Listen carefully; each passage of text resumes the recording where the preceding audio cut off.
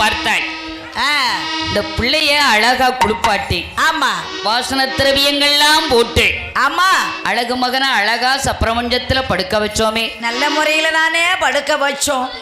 இந்த பைய என்னத்துல போய் வாய வச்சான்னு தெரியலையே.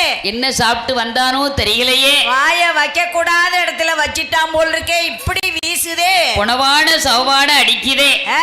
பிள்ளையே உருட்டி புரட்டி பார்த்தாள் பார்வதி. ஆஹா, அப்பன் அழகு மகன் மேனி எல்லாம் எப்படி இருக்கிறது? எப்படி?